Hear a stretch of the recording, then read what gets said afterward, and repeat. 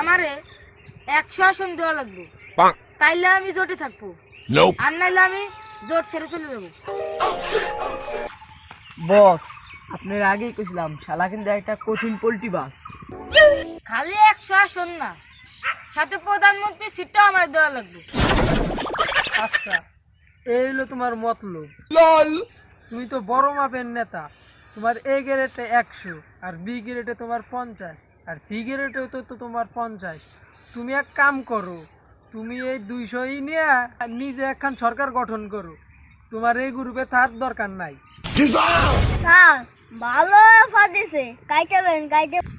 এই দলটা একটা মুনাফিক দল, এই দলের উপর কারো আস্থা নাই। এই চল আমরা জায়গা।